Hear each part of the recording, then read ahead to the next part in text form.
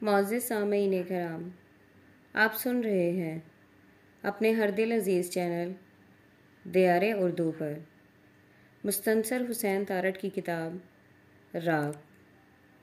اگر آپ دیار اردو چینل پر نیو ہیں تو چینل کو سبسکرائب کرنا مت بھولیے اور بیل آئیکن کو لازمی پریس کیجیے تاکہ آئندہ آنے والی تمام نئی اقساط بر وقت آپ کو موصول ہوتی رہیں۔ تم شب رفتہ سے نکل نہیں پائے، شب رفتہ سے اور شب رفتہ کے بعد سے میں نکل کر جانا نہیں چاہتا۔ فاصلوں کی کمن سے آزاد بھائی جان، جنگل بیابان اور حیران پریشان بھائی جان دونوں ہنسنے لگے، ایسے کہ اور کوئی نہ ہو۔ جیپ ساکن ہو، ہوا بند ہو اور کوئی نہ ہو۔ وہ دونوں ہنسنے لگے اور برگیتا کو برا لگا، اور اسی لمحے ان دونوں کو بھی احساس ہوا کہ ایک تیسرا بھی ہے۔ بھابھی، یونیبرگ میں بھی کرسمس کے روز برف گرتی تھی؟ ہاں، برگیتا نے صرف یہی کہا۔ جیپ ایچسن کالج کے پل پر سے مال روڈ پر آ گئی اور سستی سے بمشکل اور رک رک کر حرکت کرتے ہوئے ٹریفک کے ازدحے کا ایک حصہ بن گئی۔ پیپل اور جامن کے بزرگ درختوں میں سے دھوپ کے جزیرے اور چھاؤں کی خلیجیں نیچے آتی تھیں اور رینگتی ہوئی کاروں کی چھتوں پر بچھنے کی کوشش میں گرتی جاتی تھیں۔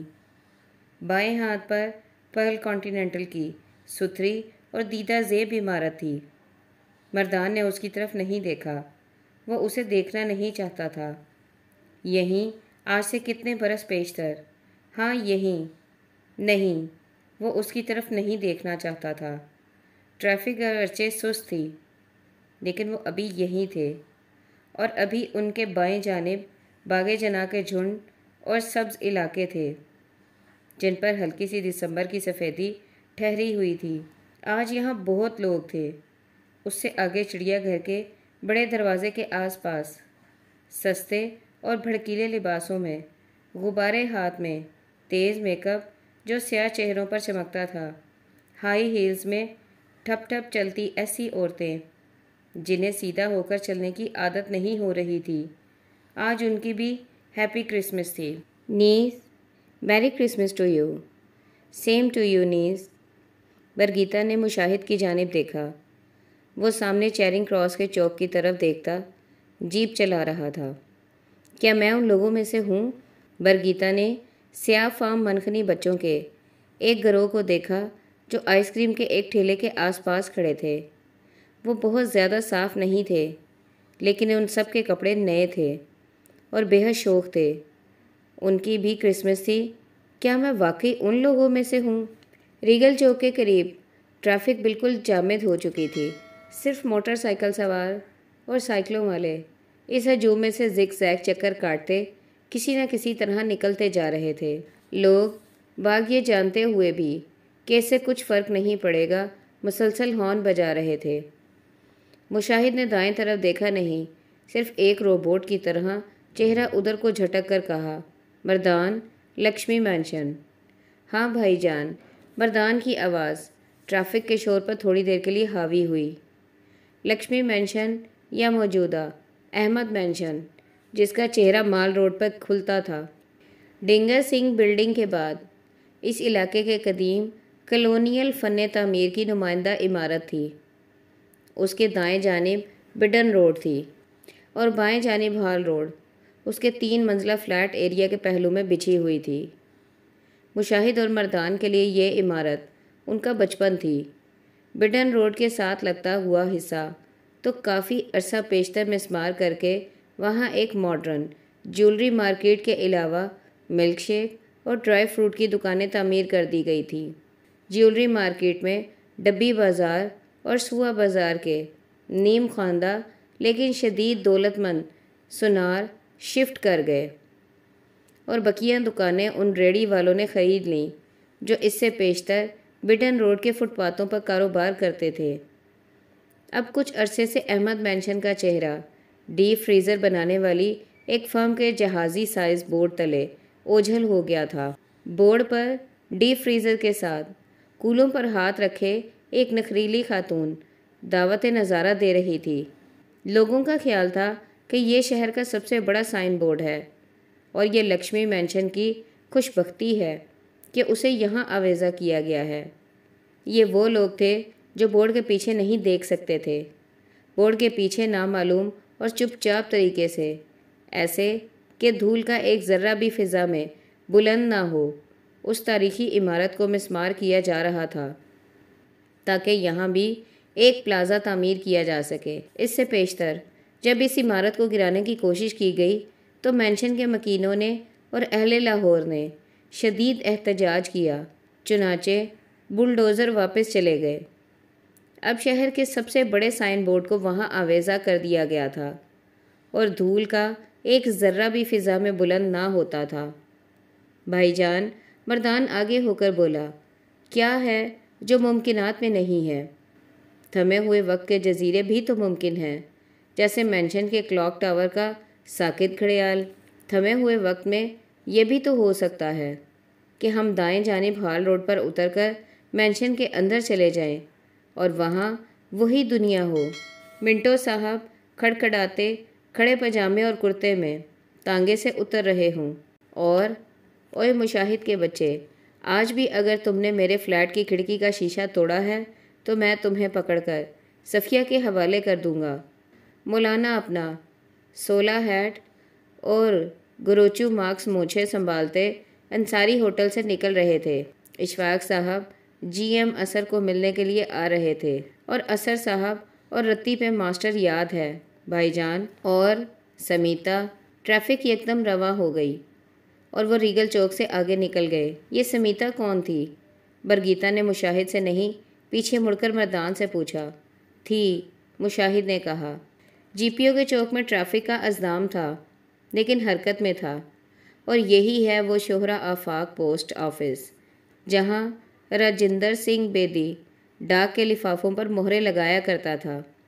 مردان آج کسی ڈالروں پر کمینگی کی نظر رکھنے والے ٹورسٹ گائیڈ کی طرح چمک رہا تھا، اور اس سے پیشتر خواتین و حضرات، ہم ریگل چوک سے ذرا پہلے پینوراما سینٹر کی عمارت کے سامنے سے گزرے تھے، جہاں ایک زمانے میں روزنامہ سول اینڈ ملٹری گزٹ کا دفتر واقع تھا، اور بس اسی دفتر میں جنگل بک اور کیم والا ریڈیارڈز کپلنگ کام کیا کرتا تھا، جو کوئی بھی کہانی تحریر کرنے سے پیشتر پہلے صفحے پر اس کا نام لکھتا تھا، پھر ریٹن بائی ریڈیارڈز کپلنگ تحریر کرتا تھا اور اس کے نیچے سوا صدقہ کا نشان بناتا تھا، ہمیشہ جیسے جان ماسٹرز، جی ہاوی، بھوانی جنکشن اور ایوا گارڈنر والا جان ماسٹرز۔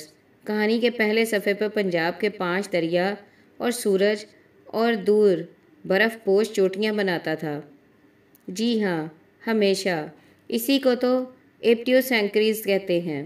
ابھی ہم عجائب گھر کے سامنے رکھی بھنگیوں کی توپ کو دیکھیں گے، اور یہ وہ والے بھنگی نہیں ہیں جنہیں آپ نے ابھی اس چڑیا گھر کے آس پاس میری کرسمس نہیں کہتے ہوئے سنا ہے۔ برگیتا کے چہرے کا رنگ بدلا، لیکن اس نے مڑ کر مردان کی طرف نہیں دیکھا، اور اس کے باوجود مردان کو احساس ہو گیا۔ سوری بھابھی، آئی ڈڈ ناٹ مین اٹ۔ برگیتا نے مسکراتے ہوئے لب سکیڑے۔ پلیز کنٹینیو مسٹر مردان، تمہیں بہت بڑا ٹپ ملے گا۔ مشاہد نے سب کچھ جان لیا اور خاموشی سے جیپ چلاتا رہا۔ شرمندگی اور خجالت کے ساتھ اس نے پھر اپنا بیان شروع کیا، لیکن اب اس میں شوخی اور زور نہ تھا، صرف مجبوری تھی۔ تو اسی توپ کے اوپر کپلنگ کا کم بیٹھا کرتا تھا، اور کپلنگ نے بادشاہی مسجد کے میناروں پر بیٹھ کر قدیم لاہور کے چھجے اور چوبارے اور مینارے دیکھے تھے اور شاعری کی۔ بس آج کا کنگ کٹڈ ٹور ختم، برادو۔ برگیتا نے خوش دلی سے تالی بجائی۔ اور اگر تم بھنگیوں کی توپ کو بھنگیوں کی توپ کہتے ہو تو اس سے مجھے کوئی فرق نہیں پڑتا، کیونکہ میں جانتی ہوں کہ بھنگی وہ والے نہیں میری کرسمس والے، بلکہ سکھوں کا ایک ٹرائب ہے۔ سوری بھابھی۔ مشاہد ایک کچھوے کی طرح گردن نیچی کر کے نشست میں دھنس جانا چاہتا تھا، تم گورنمنٹ کالج کے بارے میں کچھ نہیں بتاؤ گے مردان؟ مشاہد نے گردن کو بل دے کر مردان سے پوچھا۔ نہیں، اس کا جواب آیا۔ اور گڈ اولڈ مسلم ماڈل ہائی اسکول، ہمارا المامتر؟ نہیں، اس نے پھر کہا۔ اب میں نہیں بولوں گا، بلکہ تاتا صاحب کے مزار کے پہلو میں سے گزرتے ہوئے بھی چپ رہوں گا، اور اس زرد 6 منزلہ پرانے مکان کے بارے میں۔ دھوپ میں سرکولر روڈ کے فٹ پاتھ پر پرانے کپڑوں، بوٹوں اور اونی دستانوں کی مارکیٹ پھیلی ہوئی تھی، اور وہ مکان لکڑیوں کے ایک ٹال کے سامنے بے وقت اور معمولی سا دکھائی دے رہا تھا۔ نہیں، میں کچھ نہیں کہوں گا۔ کس کا مکان تھا؟ برگیتا نے پیچھے مڑ کر دیکھا۔ مکان کے برابر میں عیسائیوں کا ایک وسیع قبرستان چلا جا رہا تھا۔ عبد الرحمن چغتائی کا، مشاہد نے کہا۔ بے حد الگ تھلگ رہنے والا آرٹسٹ، یا شاید بے حد الگ تھلگ رکھا جانے والا آرٹسٹ۔ مردان اپنی شرمندگی بھول کر نارمل ہو رہا تھا، اور دسمبر کی دھوپ میں دور ہوتے زرد مکان کو مڑ مڑ کر دیکھتا جا رہا تھا۔ شنید ہے کہ انہیں جان بوجھ کر لوگوں سے ملنے نہیں دیا جاتا تھا۔ کہانیاں ہیں اس کے بارے میں۔ برگیتا، ذرا غور سے سننا، تمہارے کچھ سوالوں کے جواب اس میں ہیں۔ مشاہد نے اسٹیئرنگ سے ایک ہاتھ اٹھا کر اس کی ران کو تھپکا۔ بہت سے ادیب تھے جنہوں نے لاہور کے لوگوں اور روایات کے بارے میں لکھا۔ ان میں مولوی محمد سعید بھی تھے۔ اور ذرا سنو، وہ اپنی کتاب کے انتصاب میں کہتے ہیں، یہ کتنا بڑا اعزاز اور سرخوشی تھی لاہور میں ان زمانوں میں قیام کرنا جب ملک کا سب سے بڑا خطیب عطاء اللہ شاہ بخاری، مشرقی کا سب سے بڑا شاعر اور دنیا کا سب سے بڑا پہلوان گاما وہاں رہتے تھے۔ کسی بھی بستی سے الفت رکھنے کے لیے کسی جواز کی ضرورت نہیں ہوتی۔ برگیتا بولی، تم نے لاہور کے لیے بہت سی بستیوں کو چھوڑا، تم کہیں اور آباد نہیں ہوئے، اور ہو سکتے کہیں بہتر طور پر۔ میں نے شاید کچھ یوں بھی چھوڑا لاہور کے لیے۔ ہاں، برگیتا کہا مار کر ہنس دی، اور اس کہے نے 2 موٹر سائیکل سواروں کو اپنی طرف متوجہ کیا، اور وہ فٹ پاتھ سے ٹکراتے ٹکراتے بچے، کیونکہ دسمبر کی دھوپ میں برگیتا کی سیاہ جلد ایک گرمی پہ آئے ہوئے جانور کی طرح مہکتی تھی اور لشکتی تھی۔ ہاں، میں اس بارے میں کیا کہہ سکتی ہوں؟ تمہاری تاریخ تو میری پیدائش سے پہلے شروع ہو چکی تھی۔ فصیل جو کب کی ڈھہ چکی تھی، باغ جو کب کے اجڑ چکے تھے، ان کے اندر تخت لہور تھا، اور اس کی ممٹیوں اور چوباروں پر جھکے آسمان میں خوش رنگ پتنگیں اور گڈیاں ہولے ہولے اوپر اٹھتی تھیں۔ پتنگیں کندھے مارتے ہوئے اور گڈے گڈیاں شرلانے بھرتے ہوئے جو کٹ چکی تھیں، وہ ہلکورے لیتے ہوئے قوموں کے تنزل کے گراف کی طرح نیچے ہی نیچے جا رہی تھیں، اور اسی آسمان میں کبوتروں کی ٹکڑیاں مستی میں ہوا کو کاٹتی گزرتی تھیں اور سنبھل کر اوپر اٹھنے لگتی تھیں۔ لاہور کے دل والے سرخوشی میں شور کرتے تھے جو فضا میں مسلسل بلند ہوتا تھا اور پھر کبوتروں کی ٹکڑیوں کے ساتھ گرتا تھا۔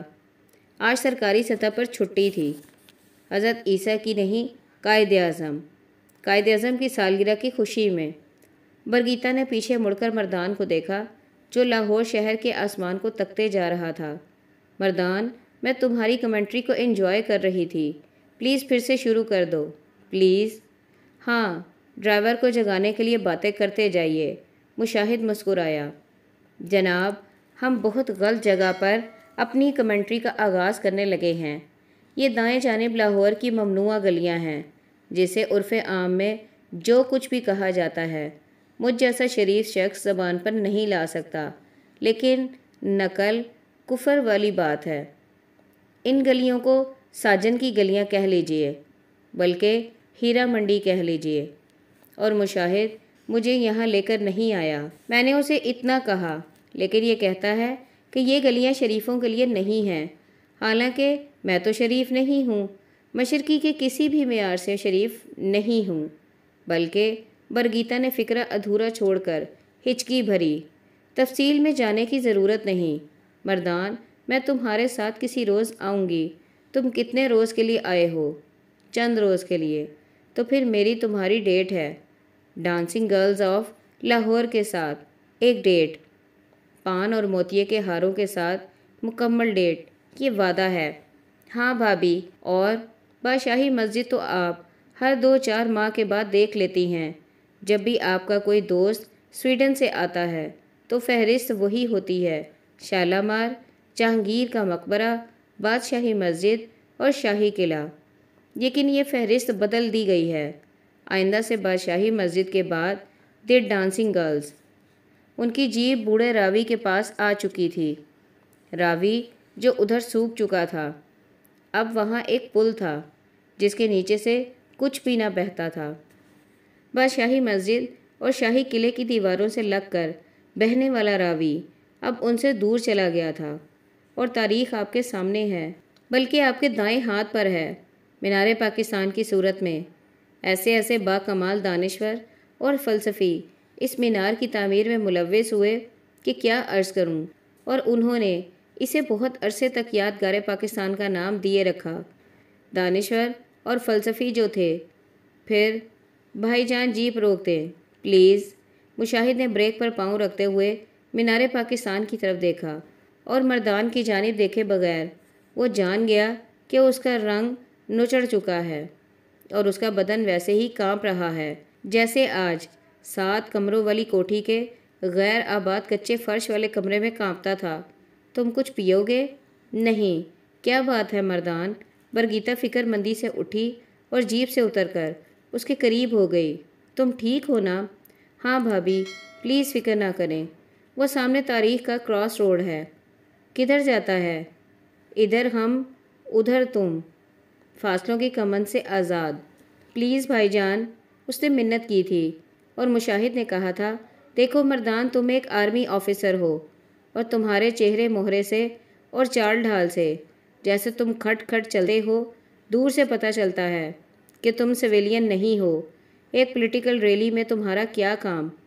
جانے دیں بھائی جان، یہ معاملہ میری سمجھ میں نہیں آ رہا کہ آپ تو ملکی معاملات میں دلچسپی لے سکتے ہیں، لیکن میں صرف وردی میں ہونے کی وجہ سے آنکھیں بند کر کے کھڑا رہوں؟ اگر میں نے ملک کا دفاع کرنا ہے تو مجھے معلوم ہونا چاہیے کہ اس ملک میں کیا ہو رہا ہے۔ پلیز بھائی جان۔ ہوٹل انٹر کانٹیننٹل کی لابی میں گہما گہمی تھی۔ کچھ تھا جو فضا میں تھا، چہرے جو وہاں تھے کچھ چوکنے تھے، جیسے ہر آہٹ پر کان رکھتے ہوں۔ چھت تک پہنچتی فرنچ ونڈوز کے بھاری پردے پھندروں والی ڈوریوں سے بندھے ہوئے تھے، اور دھوپ ان میزوں پر ٹھہری ہوئی تھی جہاں لوگ چائے کی چسکی لیتے ہوئے پیالی کی جانب نہیں، ان 2 لفٹوں کی جانب دیکھتے تھے جو مسلسل اوپر نیچے آ جا رہی تھی۔ وہ دونوں بھی ایک سیٹی میں بیٹھ گئے۔ کافی بار بریزی کو جانے والے برآمدے میں کچھ لوگ بے تابی سے ٹہلتے تھے، شاید حفیظ پیر زادہ، شاید شیر پاؤ، شاید وہاں ان میں سے بیشتر تھے جنہوں نے کوریڈورز آف پاور میں قدم رکھا، ministers, governors, advisers and what not. لیکن ابھی وہ منتظر تھے کیونکہ آج فیصلہ ہونا تھا۔ اس نے ان 2 لفٹوں میں سے کسی ایک پر نیچے آنا تھا۔ وقت ہو چکا تھا۔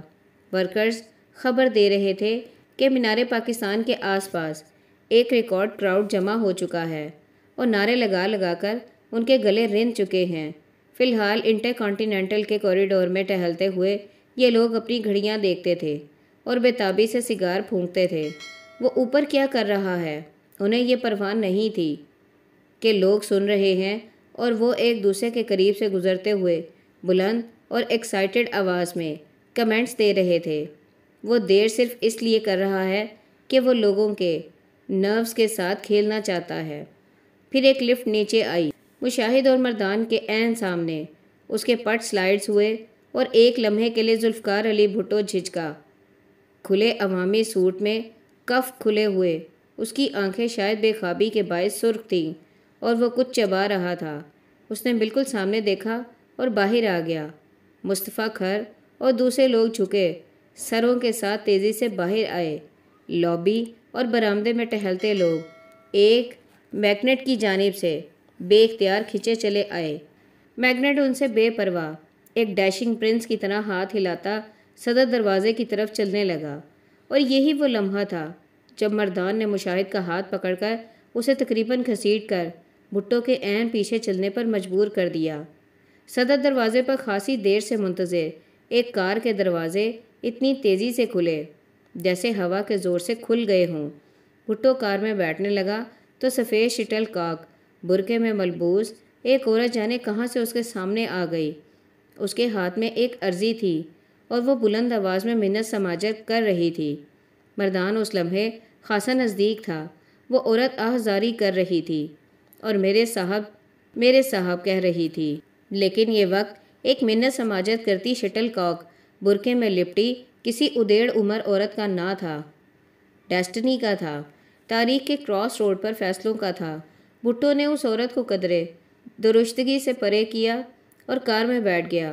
وہ بے حد گہری سوچ میں تھا اور مردان کو یقین تھا کہ وہ وہاں موجود کسی بھی شخص کی موجودگی سے آگاہ نہیں۔ اس کے ذہن میں کچھ اور تھا۔